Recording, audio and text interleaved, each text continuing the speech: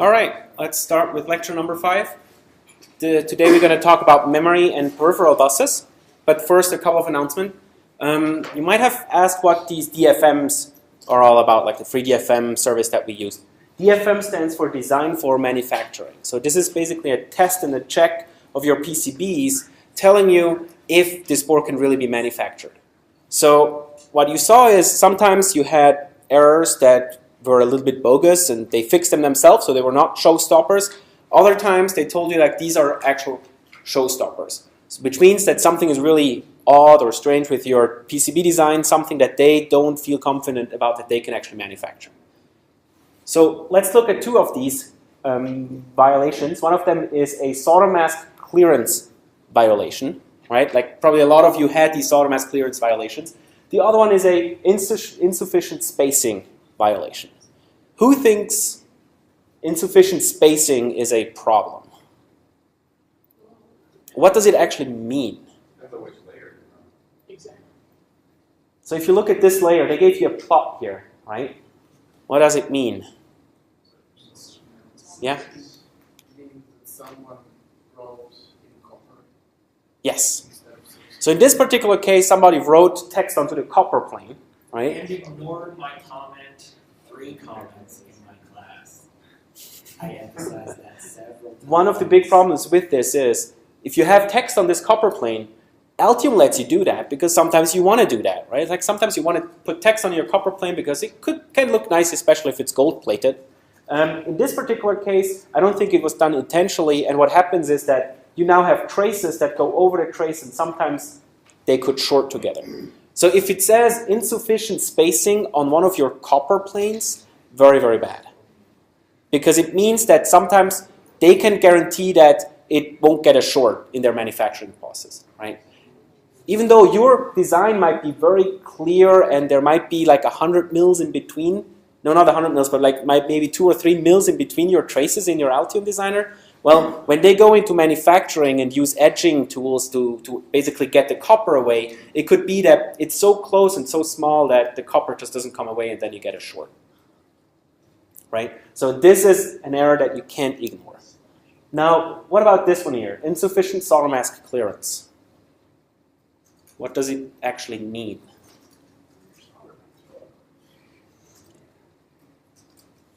Anybody? What does it mean? Yes? It means your solder mask too close. Exactly. It means that the solder mask, that's that green stuff that's on top of the PCB, it gets too close to one of your pads or openings that you're supposed to have. So they can't guarantee that the solder mask will be actually outside of the pad, but it could happen that it's actually on top of your pad. Now, that said, sometimes you actually want to do that. So what happens in the design is the following. Like if you look at it in the physical structure, you have your PCB that sits here, right? This is FR4 material, which is fiberglass. That's the stuff that's in between the sandwich. Up on top, you have a copper trace, or a hole, or something like that. And then on top of this, they put the solder mask to basically make these things not conductive to the outside, so you can actually touch them without actually touching the metal.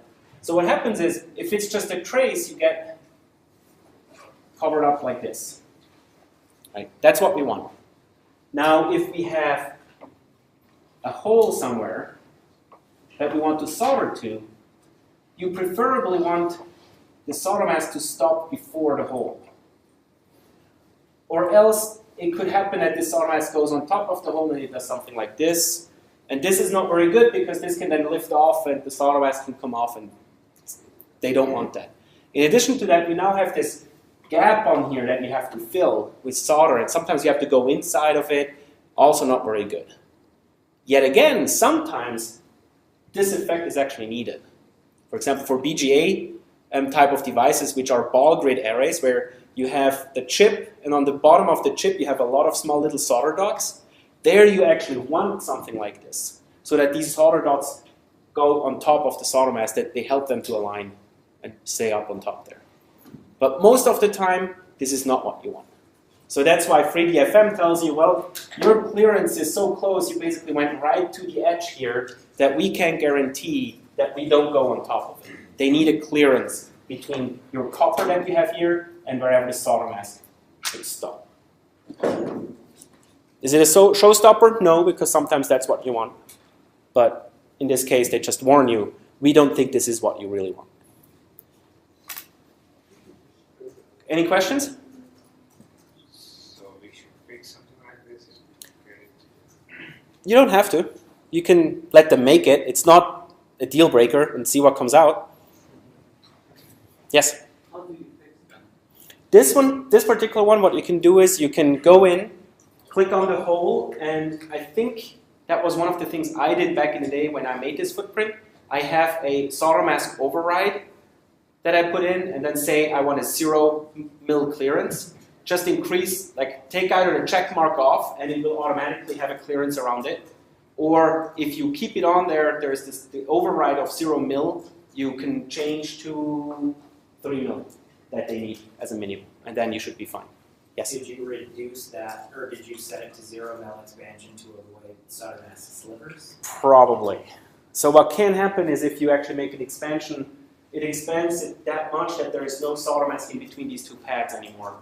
And then it becomes more difficult again to solder, because what can happen is that you bridge these two pads. Yet again, you can imagine it like if you actually look at the PCB, if these two coppers are so close together and there is no filling in between, it's very easy for solder to go in here and bridge these two. But if there is actually solder mask in between these, bridging them is avoided more often than not. Excuse me. Yes? We need to exit the solder mask on the hole. I'm sorry? I mean that when we need to put the solder mask Uh-huh. on the hole. You only put solder mask on top of the hole if you want to cover it up. So that's when you don't want to solder anything to it. Then you can put solder mask on top of a hole. And what's that usually called is called tenting. So oftentimes for vias, if you look at actual PCBs, sometimes you can see via holes that go down, but they have solder mask on top.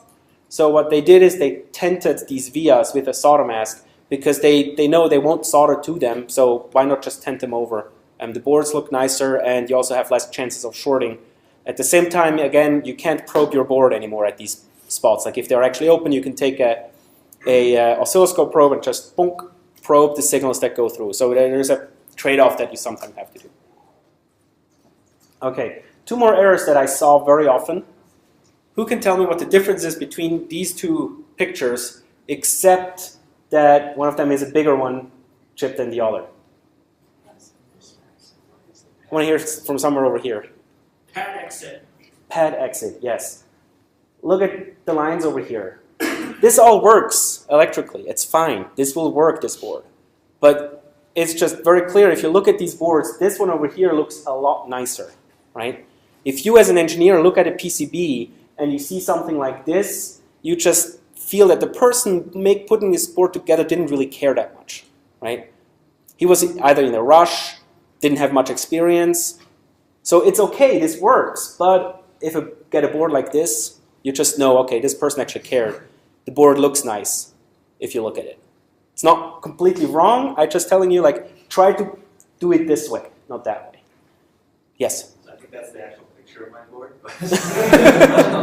A lot of people had this board that way. I was having a really hard time with the snapping feature. Yes. And like, I thought that is what it was expecting. No. I didn't even think that was conceivably possible to do. It is. So what? Start in the pad. Yes. Oh, you Start out you off don't from the route pad. to the pad. Exactly. And even if you route to the pad, if you hit spacebar, it actually changes the angle of which it goes into the pad. So sometimes you are at a 45-degree angle and you hit spacebar and it actually aligns it properly. But yes, oftentimes for pads in Altium, it's easier to route away from them than into them.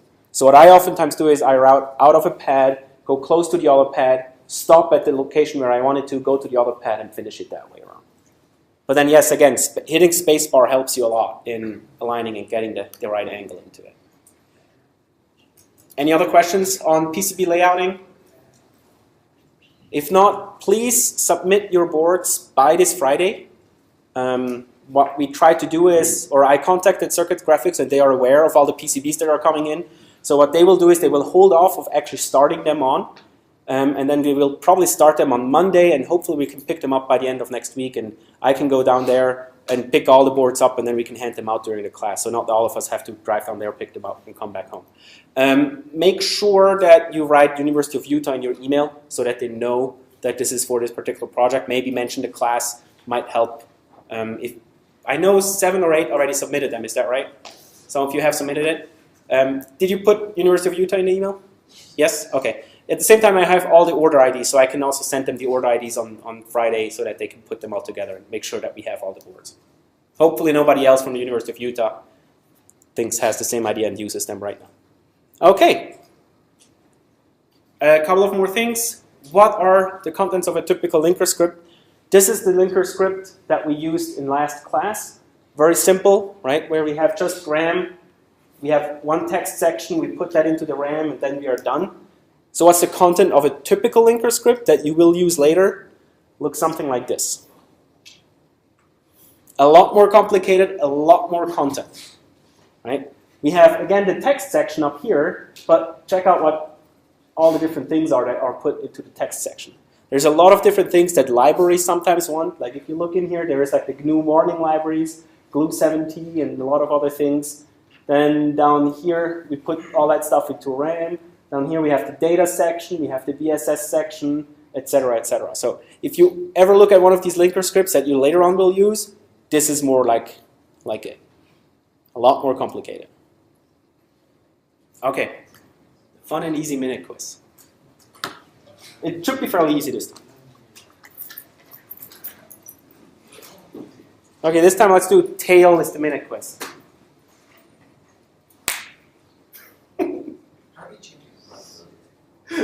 Tail.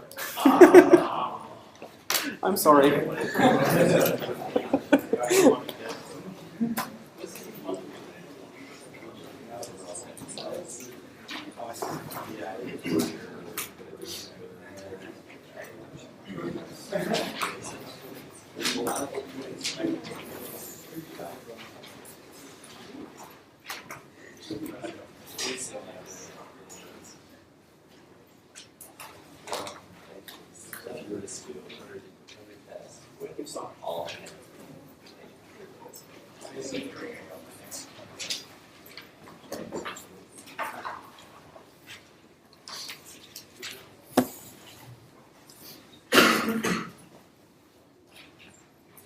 In this particular case, the answer is one word, so it's really easy.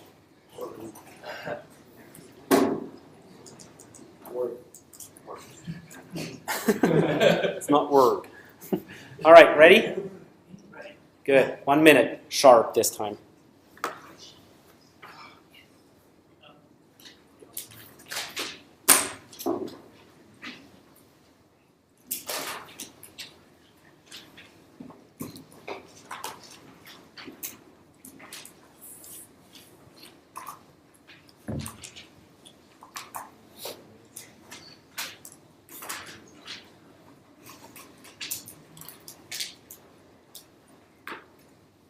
Thirty more seconds.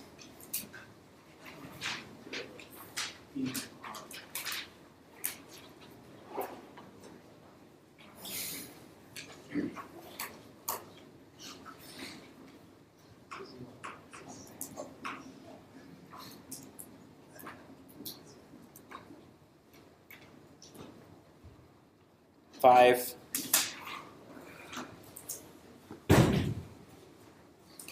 And pencils down.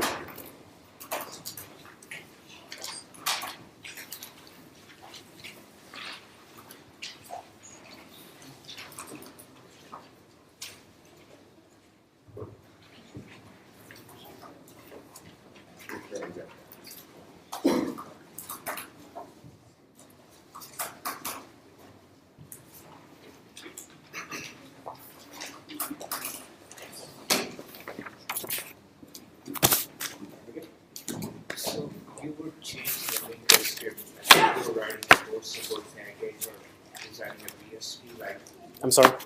When would you want to change the linker script, or like, I would think there's something like when you're writing the BSP or something on the code, right? It's not very often that we need to.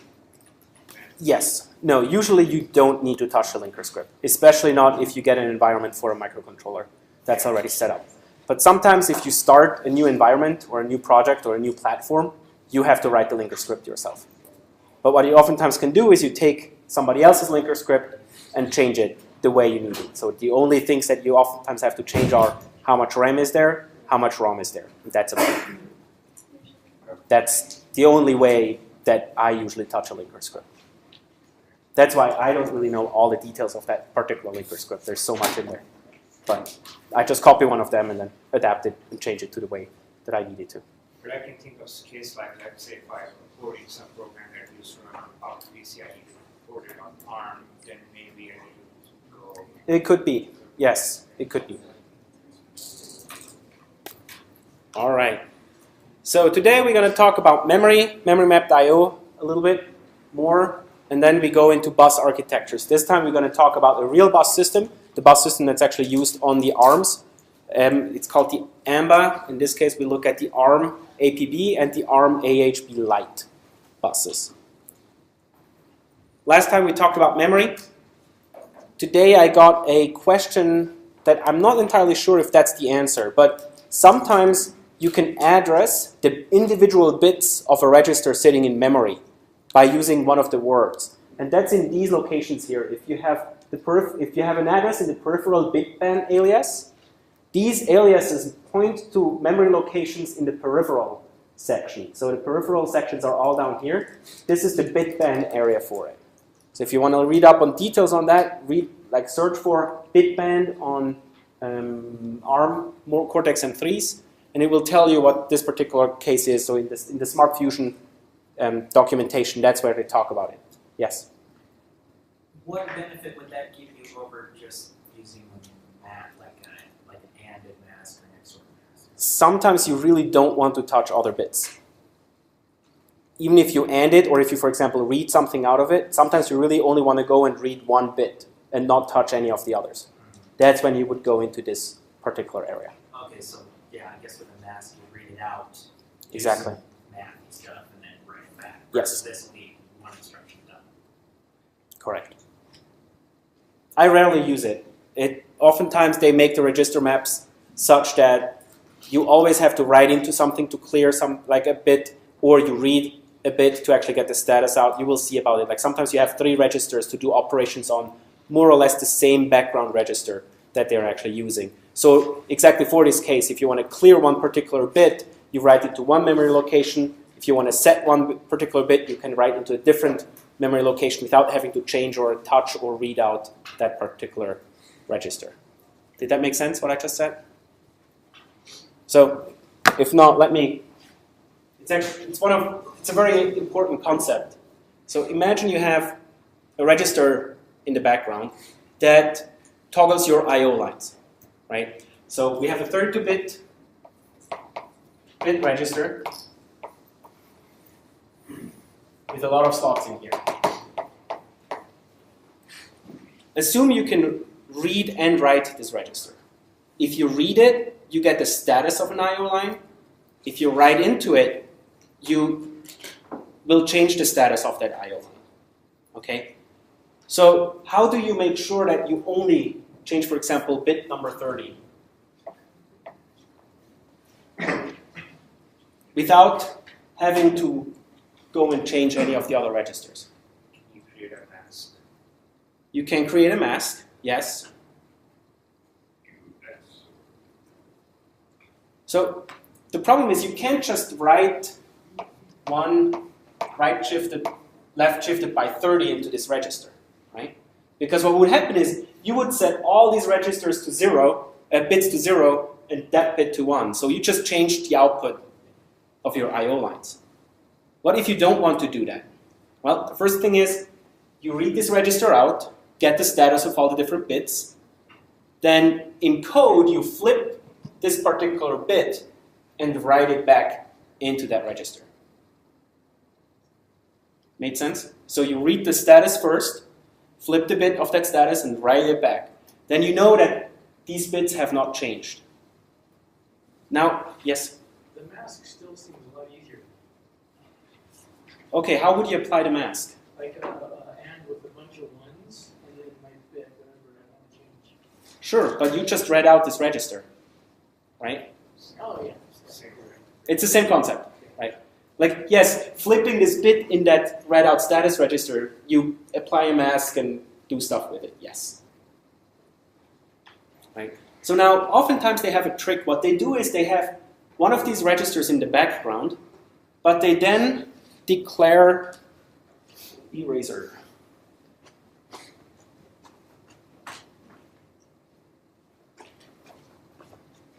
What they do is instead of just one of these registers, they have three of them. Where one of them will be the status, one of them will be the set, the other one will be the clear register.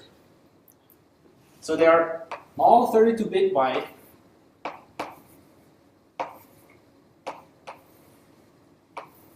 And what happens is, if you want to clear one of these bits in this register, you write into this memory location and set the bits here. And then only the registers that you actually set in here will be cleared in here. So setting would mean you write a 1 in here, and then you make sure that this bit would, for example, be cleared. Or if you do it this way, so you set 0, 1, and the rest are zeros, then you would make sure that this bit will be cleared to 0 in the actual register. If you want to set a bit, you could use a second register. Whatever is set in here will then be set and applied to this register. And the status register would be, if you want to read the status of this register, you could read it out. So oftentimes, what then happens is that this register would be a read-only register, and these would be write-only registers. If you read from these registers, you get garbage back most of the time, or just zeros. But there's no meaning behind them. So that's a different way of how they oftentimes make access to registers available without having to go and read the whole status out. The other one is using the bitband area, where you can address individual bits of certain memory locations. Okay? Yes? You mean we have three another register for every register? Two more. But that's not always the case. That's just sometimes how they implement, in some peripherals, how they implement certain techniques. Yes. So for example, they use the status as the storage register, and then applying and changing things on that register, you use these two different registers to write into certain bits and to clear certain bits themselves. I think this is more easier. This is also how it's often done. So, especially for things where you can get problems with writing and reading into it. All right. Is for everybody clear how you would get something out of memory in assembly? How you read something out of memory? What assembly instruction would you use? LDR. Load from a memory location into a register, right? That's how you go and get data out of any of these memory locations in there. Yes? Are there nice assembly header files that define human readable aliases? No, that's when you use C. So you can do the exact same thing in C. Now, how do we tell C where a variable is located at? We give it the address, exactly. So what do we have to do? What type of variables do we have to use? Pointers. Exactly. Pointers are addresses in memory, right? That's all pointers are. So this is how you can address a memory location using C. What you do is in this case, we hash define a, what are they actually called? A constant to a certain memory location. Then we define a unsigned integer 32, so one word, of a pointer named reg. And we set this to the typecast of this memory location. So basically, this pointer here will now have this value, right?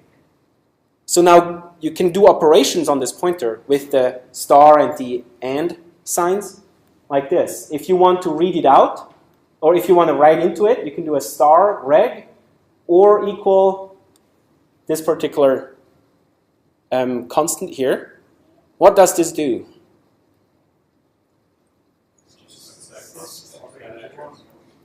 Exactly, it will read this memory location, right? Because we have the star of the pointer. It will actually operate on the memory location, not on the pointer itself. So it will set this pointer address to 4, or the content of this register with this, and then we AND it with the mask of it. So we actually will set it to 0.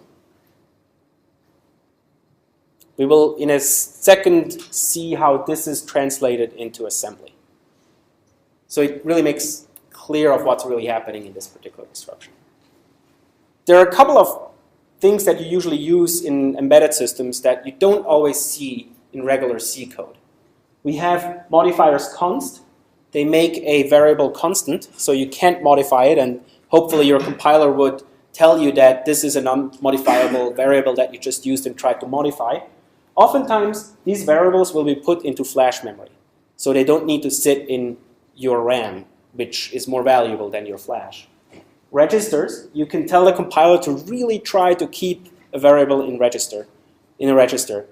I have rarely seen it, but sometimes it makes sense if you want to optimize a certain code. If you know that you will access this variable a lot, so you can actually keep it in a register so it doesn't have to go load and store it all the time from RAM. You can declare something as static. If you do that, you basically make a variable global, so it's also available outside of the scope of your C code where you have this variable declared in. And you can have something that's called volatile. This is exactly the opposite of a constant. It basically tells the compiler that this particular variable points into memory where the memory content can change without you knowing.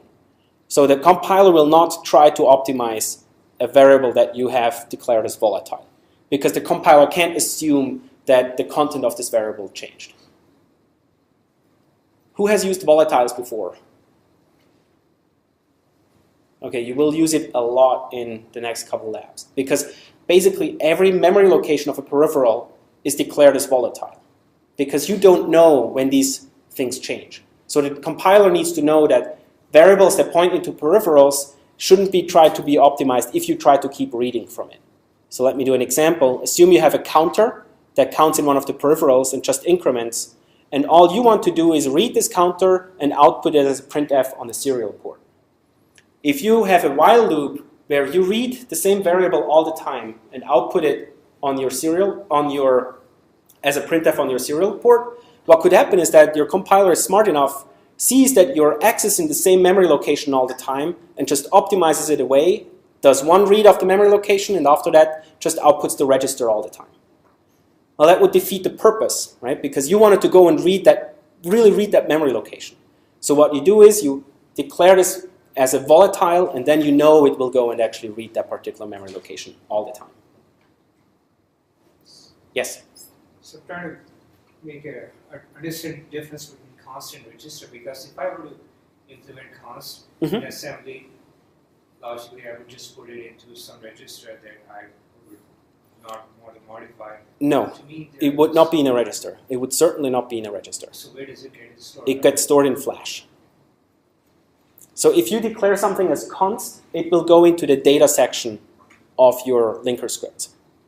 And the data section is usually in ROM, which is a memory location. And what would happen is, yes, it would eventually get read from that memory location into a register to do operations on.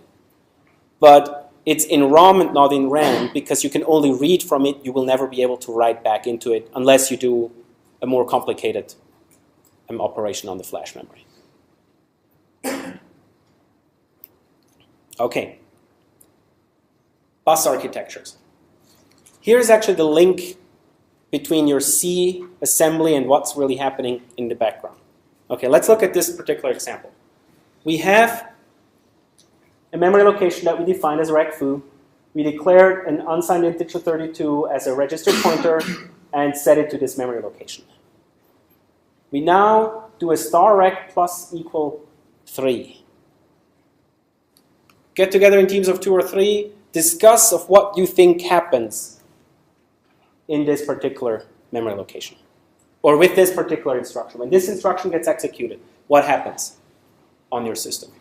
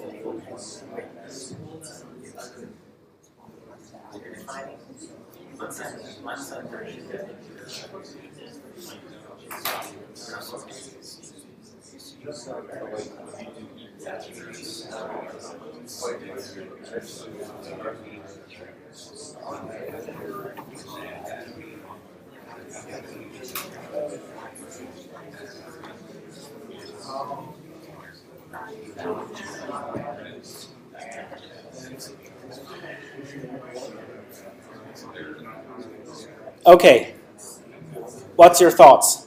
What happens? What's the first thing that has to happen?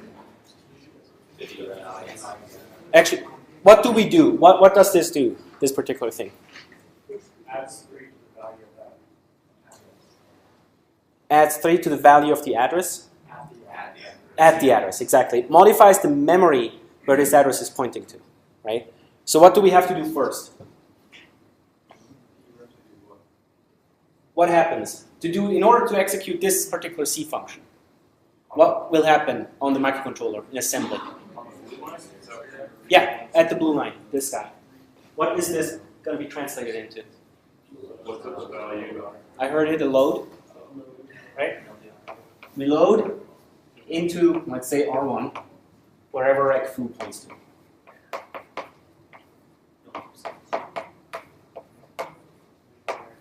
Right? It goes, gets its memory location, then what? Add 3 to R1. Add R1,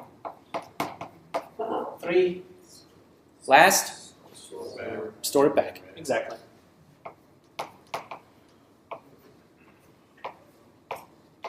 Now, don't get me wrong. It could be that some of the notation here is wrong, but I think I'm not sure if they have to be W's or not. I don't think actually they have to be. But that's what happens. They get translated into a load, an add, and a store sequence. So if you now go one layer down, now we know which instructions they are. So the load instruction will be put into a bus access, right? Because now we want to go and get something from the memory, which sits on the bus. It's not inside of our core. So it will get put into a bus operation. The CPU will drive the address of the register onto that bus. Then it will indicate that we want to read this particular address. There will be some handshaking that occurs like last time, and then the register content will be put onto the data lines of the bus, and the CPU can go and get the data, put it into a register. Right? The add instruction, we add 3 to the register that we have inside our core. And then the store instruction is exactly the inverse again. We're going to put the register address onto the bus, put the data onto the bus, tell it's a write. There is some handshaking that happens again, and then that data gets stored back into your flash memory or RAM in this particular case. Make sense? So the magic in here that we have is still this handshaking. And that's actually some of the key that happens in your bus architectures. There are a lot of different handshaking mechanisms that happen these days. So for example, we have on system-on chips, you have memory and peripherals. They most of the time sit on something like the AMBA, AHB, or APB bus, which we'll be looking at in this particular lecture. You can have NAND flash, which can be off-chip, where we oftentimes have a NAND flash interface. There are standards for these interfaces. Or you could imagine you have external memory, external RAM, right, on your computers. Yet again, there are different kind of bus architectures. There are different handshaking. In this case, JDEC, JSD79 or 792F, and there are a bunch of other ones that it can run RAM with. If you look at our microcontroller or at a modern microcontroller, there are a lot of different bus systems out there.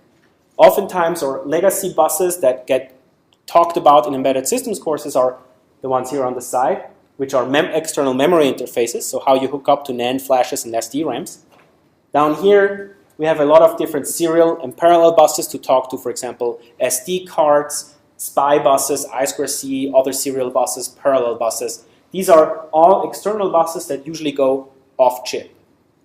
In this particular lecture, we will talk about internal buses. In this particular case, the AHB bus matrix that connects our core to fast, high-speed peripherals. And we will talk about the APB bus, which is the peripheral bus that connects the core to slower speed peripherals that don't need as fast access as some of the other peripherals that sit up here. For example, up here on the AHB, we have RAM, ROM, we have a DMA, and sometimes they have high-speed Ethernet buses that also sit on Ethernet buses that sit on the AHB. On the APB, oftentimes you have all the slower speed UARTs, timers, etc., that sit on there. So this is the focus of this particular lecture. We will talk about the AHB and the APB, and we will look at a lot of different bus diagrams. So bear with me, they can be a little bit boring sometimes, and sometimes they all seem the same again. I will try to really point out what the differences are between them, and maybe you have to go back later on and actually look at them and see what the details are of the different things that happen in these buses. So why do we have so many buses? Well, because we have a lot of different architectures. There's master versus slave, internal versus external, etc., etc. So get together in teams of two again and talk about what are some of the trade-offs that you have to make. So why do you have master versus slave buses? Why do you have internal, externals? What are the advantages or disadvantages? What would you have to change in a bus architecture, for example, if it were an internal versus an external bus? Let's do it 2 minutes, and then we try to make a list on the blackboard.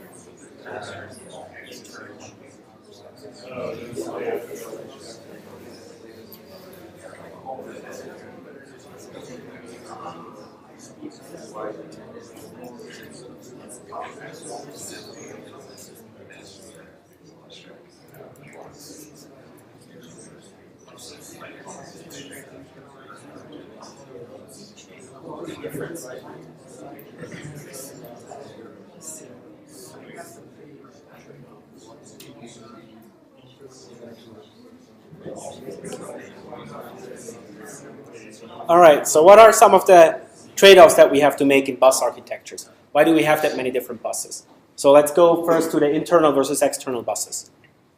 What are trade-offs that we have to play?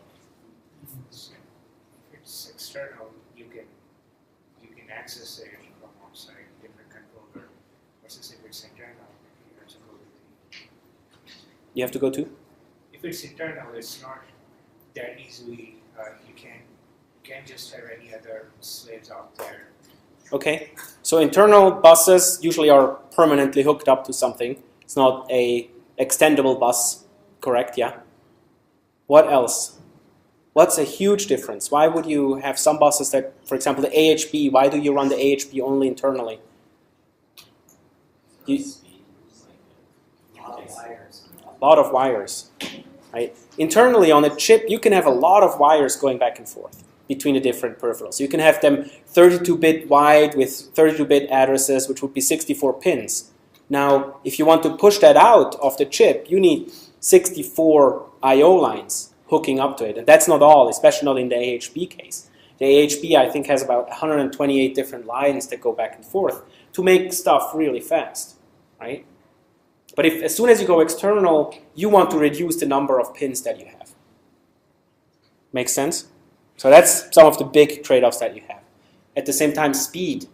Internally on your bus, you can be a lot faster than as soon as you go outside of your chip, you have capacitance that starts to play in. You have to go through pads. You have to make sure that wire length starts to matter. So you have to take care of these kind of things. You can have synchronous versus asynchronous buses. What's the big difference? What's an advantage of an asynchronous bus? Sorry? You don't need a clock, exactly. Yeah.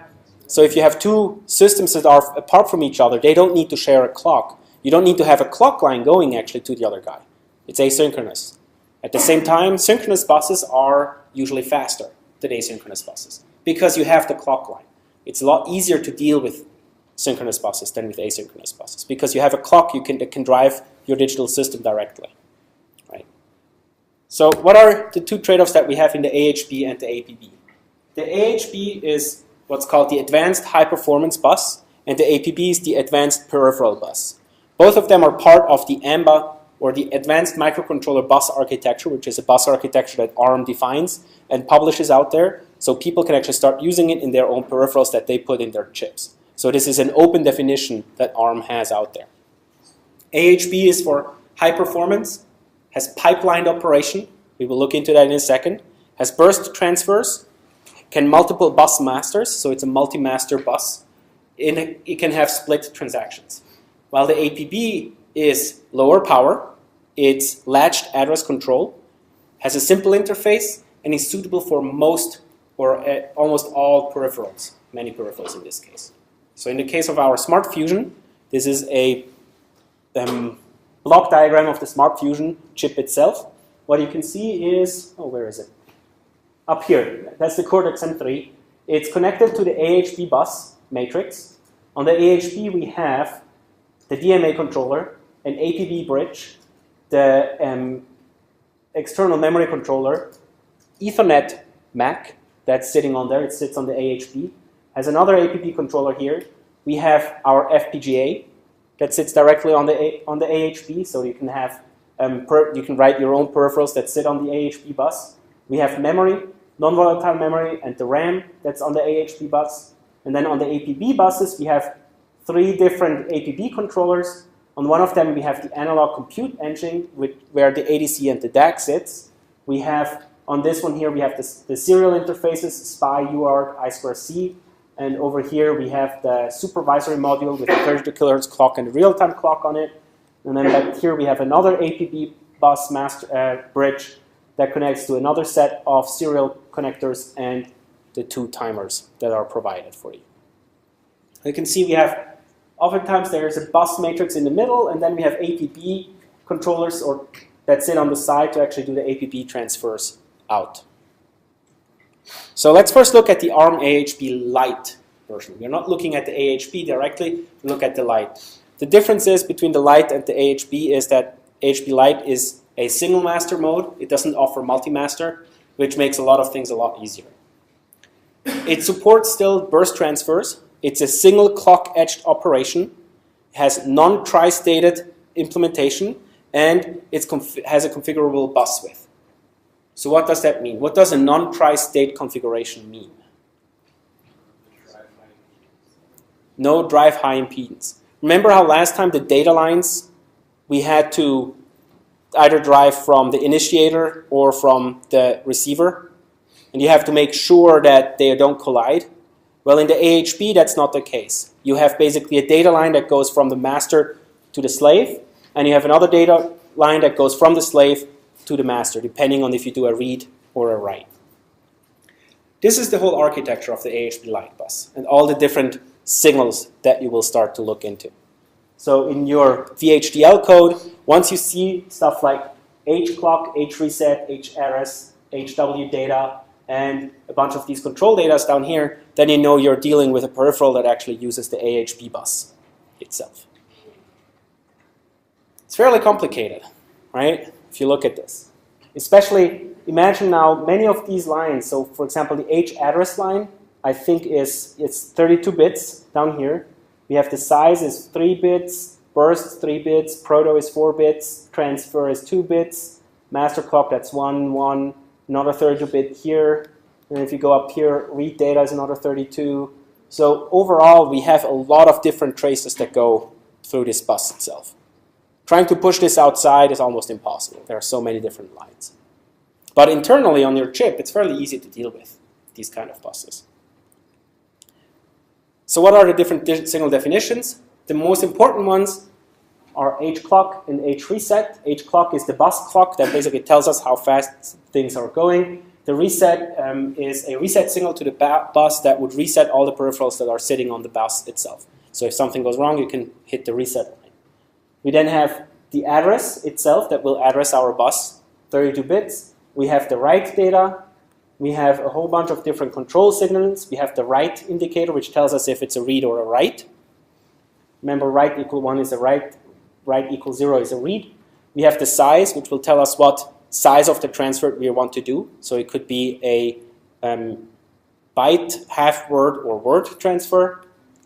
We have a burst indicator that tells us, we will look into the burst actually in details, how many bursts that we want to read. So we can increment at a certain number and do a very quick read from a memory location, then increment the reads automatically.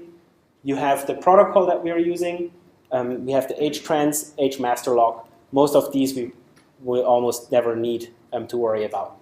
And on the slave, what comes out is we have the read data. So if you read something, it will be pushed out onto HR data.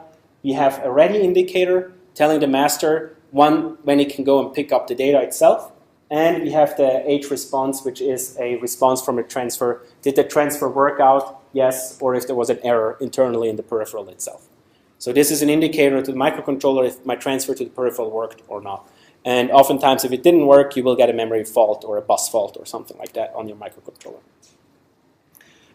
Quick conventions on timing diagrams. If we see something like this, then it's usually the clock that just goes up and down and up and down. We have a transition from high to low, looks like this. If we have a transition where in the meantime nothing happened, so it was a high and then became a high again, they have a little tick in there, which means that something could happen in this particular location before the line comes back up again. If we have a line that goes like this, so there's a line on top and at the bottom, it means that at this point the bus has been stable and no changes have happened on the bus itself. If the bus is high impedance, you usually see like when it goes from a stable mode into a high impedance mode, that it's a line in the middle. We have the bus changes itself, so if it's a multi-bit bus, you have something like this, and then there's a new value sitting on the bus. And if it transitions from high impedance to a stable bus, you have this particular symbol here. This is important because now we will look at a lot of these guys. These are bus diagrams. And in this case, it's the AHB read transfer and the AHB write transfer without wait states. Anybody know what a wait state is? The name says it, but what does it mean? You're just waiting for data, right? Exactly. It's when the peripheral is not fast enough to handle the particular transfer, you have to add wait states until the data is actually available on the bus. Anybody has an idea when this could happen? When would a peripheral need a wait state? Yes? When a peripheral will need a wait state? Yes. Well, what would happen is the master wants to read from a location, and then the peripheral tells him, hey, wait, wait, wait, not so fast. Peripheral can't keep up with the master request. Sorry? Peripheral cannot keep up with the master request. And when would that happen? How could this happen? If you have to read a peripheral that's slow, right? In your case, you said an ADC, yes. Or if you, for example, have to read out a flash memory, the flash memory is not fast enough sometimes. It cannot keep up with the speed of your bus. So what the peripheral has to do is it has to wait for a couple of clock ticks until the data has been read out of your flash memory and put back onto the bus. So wait states get added if a peripheral can't keep up with the master clock itself. In this case, AHB always has first an address phase and then comes a data phase. So the first clock tick that happens, the address has to be set up. The address has to be valid on the falling edge itself. And the next time we have the data phase, and the data has to be valid on a read on the rising edge again of that second data phase. So your peripheral has time, once it knows that it has to be addressed, it has time up until the next clock tick to actually set up its data. On a write, what has happened is that we again have the addressing phase, and then in the data phase, the data has to be already valid at the falling edge, before the falling edge of the next location itself. So this is how you oftentimes see, like, if it's a data phase or if it's a read or a write. The main difference is you have the H write is low, in here it's high in the address space. Make sense? Fairly easy so far. All right, let's look what happens if we have a wait state in there. In this particular case, we have two wait states. What happens is age ready gets pulled down at the beginning of the data phase. So what we know is that the master has to keep the address that he pushes out on the next phase, has to keep this one and wait until the data is ready. Then we pick up the data from A, and we will see what happens with this particular case right now. Okay. So with one wait state, very similar. Again, we have the transition down here. Age ready gets pulled down. Peripheral tells us that we have to wait. The data has to be held constant until it's picked up again in the next clock tick. Valid data over here. All right. What happens if the wait state has to extend? So I talked before that we have the bus is pipelined, right? So the nice part is we want to really speed up transfer on our AHB bus. So what happens is we have the address phase of phase 1. In this case, we do a write.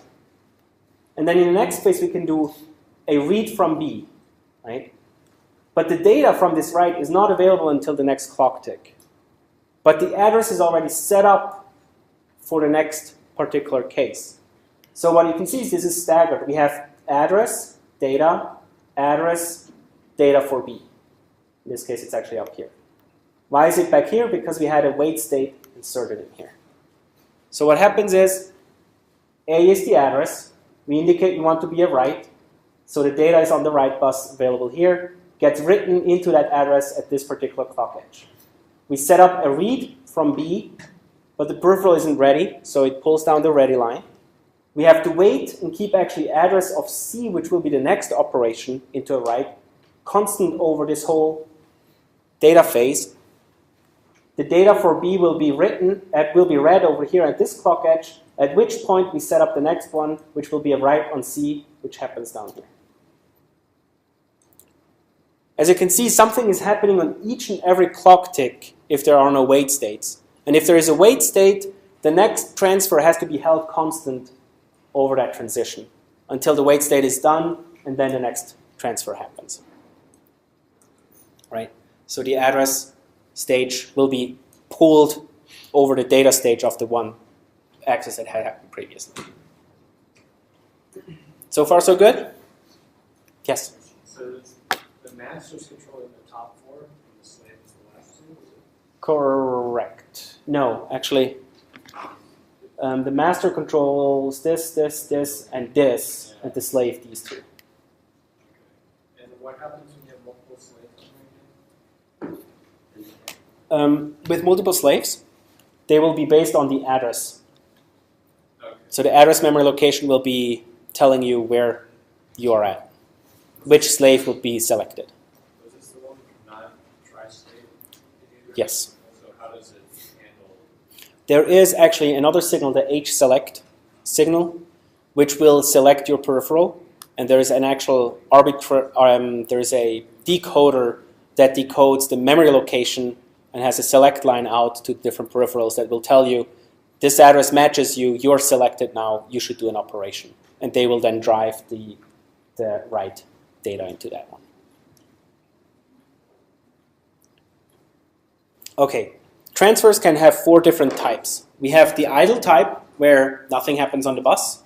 We have a busy state, which will tell a slave that the master is busy and it has to wait.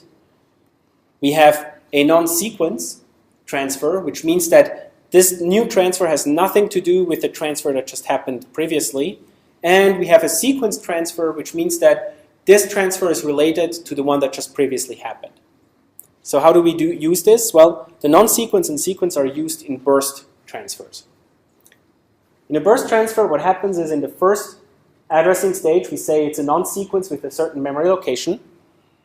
In this particular case, what we did is we say the master is busy, so the slave has to actually wait to address this state, and it will keep the data just in here.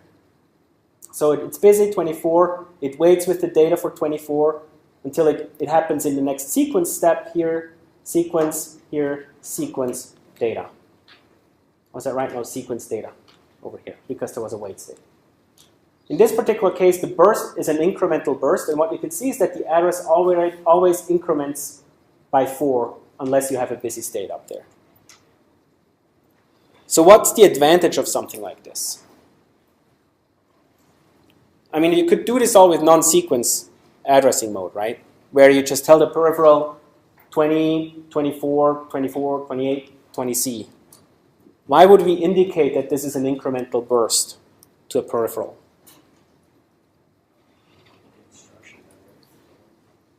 Sorry? Maybe instruction memory. Instruction memory? Could be. But what can the peripheral now do, knowing that we are in an incremental burst? Set itself up for the next read. Yeah, you can do optimizations in your peripheral. For example, if we know the size of our read, we could go and get bigger chunks out of flash memory. Or if we have to access an external bus system, we can go and get bigger chunks from there to optimize the bus transfers. And that's all what bursts are actually used for. And there are a lot of different bursts. So, yes? In previous slide, the non-sequence and or busy or sequence is related to others. For example, when the others is the same, we say the one is busy. Yes. Busy basically just told the slave that, wait, we will repeat this again. Like, non-sequence, what does it mean? non-sequence means it's not related to what happened before. It's basically the start of a burst, in this case. And then it tells it, we are busy on the transfer. So basically the incremental didn't happen, and then the increment happens in the next one. And sequence means that Sequence means it's in a sequence of addresses, in this particular case. And then it points to what the type of the burst is on how the sequence is set up. And there are a lot of different types that can happen. So you can have different sizes of bursts and different types. You can have byte transfers, half word, word. You can have double, 4-line, 8-word line of transfers. So these different types of bursts will tell the peripheral how many bytes I actually want to read from you, in what size of chunks I actually want them on over the bus. In addition to that, we have different types of bursts. We can have a single one, that's just like one quick read. We can have an incremental one where the incremental, like we know that the memory address will increment, but we don't know for how much we will increment. We can have a wrap 4, which means it's on a 4-byte boundary that our wrap happens on memory location. We will look at that in a second. We can have an increment 4, which means that we will increment 4 times from the first memory location that I give you. Similar then, we can have wrap 8, increment 8, wrap 16, increment 16. So what does this wrapping all mean? This is an example of a wrap 4 transfer. What happens is the first one is a non-sequence, read from 38. We get a wait state down here before the data is available over here. Then we get to 3C, but because it's a wrap on word aligned, what happens is after the 3C location, we go down to 30 and then 34. So this is our burst of wrap 4. We started reading at 38. Once we hit 3C, then we go down to 30 and 34. Yes? Does the CPU have burst instructions? Sorry? Does the CPU have the memory, the first memory reader, right? It usually happens automatically. It's just the DMA that does this kind of Yeah. Okay. Increment 4, different from before. We have 38, 3C. Now we increment to 40 and 44. We can do a similar thing with wrap 8. This time we go 34, 38, 3C, and then drop down to 20, 24, 28, 20C, 30. So it's basically just a modulo 8 on the last digits on your address that you do with these wraps. Interestingly now, you can also change the size. So if you say you have a half-word size transfer, what happens is the address is incremented by 2 bytes, because half-word is 16 bits, so this is how you go through your bus now. Or you can also change it in between. So what you have is we have an increment of half-words. In this case, we do a change and go over into increments by words, and you can see how the addresses change. One of them is non-sequence sequence, non-sequence sequence sequence, etc., etc. Sorry? Does that imply it's two different instructions when you do the Yes. non-sequence? It's how stuff happens on the bus differently. Any questions to the AHB bus so far? Yes? When you wrap, the address that you started on seems to be kind of in the middle of all the address values that you wrote. Mm-hmm. Why is that? Good question. I'm not entirely sure. In what case you would actually use this? Sometimes maybe the way how you address memory when you read out of the code space, you want to start at this location and then you wrap down. I actually I'm not entirely sure why they have these wrap locations, but it's a possibility that it's in there in the AHB bus. Okay, the bus that you will deal with more often is actually let's jump over to the APB bus, because this is the bus that you will actually use in your labs. It's a lot easier, trust me. Fewer signals, it's lower cost, it's lower complexity, but it has also lower bandwidth. It's non-pipelined, so you don't have multiple transfers happening at the same time during the same clock tick. The signals that we are dealing with are fewer. We have a clock, a reset line, we have an address, a select, an enable, a write, a data, a read data, a ready, write data, ready, read data, and a slave error. Some of these signals are similar than before, but we don't have this whole pipelining and bursting anymore, which will make everything a lot easier. What we have, though, is the bus idle state. We have a setup state instead of an address state, and we have an access state. The smallest bus, they look a lot simpler. What we have is we have the clock up here. We then have the address and the setup phase that happens at this particular clock edge. And we then have the setup in here. We have the access phase in the next clock tick. So no more staggering of address, access, and data that we had for the AHB. It's always a setup phase, access phase, you're done. You do have a wait state still. So APBs can wait and can tell you to wait. In this particular case, it's the ready line. So what happens is we have the setup phase over here where everything gets set up. We set up the address on this clock edge, if it's a read or a write, and which peripheral gets selected. On the next one here, we get the enable phase where this line gets pulled up and basically means you can now go and access your data. We have the data down here. We can pull the line down telling it that, hey, wait, this data hasn't been picked up yet until the line gets pulled up, and then in the next phase, the access phase is done and the data disappears. The bus gets let go and the next phase can happen over here. A read transfer with no wait state. Again, set up on this clock edge. This is the setup phase where everything has to happen. And at this falling clock edge here, everything has to be ready. In this particular state, the access state, the data has to be actually ready at the falling edge of the clock itself. A read transfer with a wait state example, again with a setup, wait state, and access phase. And you will learn all about this particular bus in lab number 3, where you will also hook up to parts of the APB bus through some of the pins. Yet again, we don't have enough I/O lines to actually get the whole bus system out to go and look at it, but at least some few lines you can go and look at it, measure the difference to actually see what's really happening with the clock and the data at the select lines and enable lines on there. All right, any questions?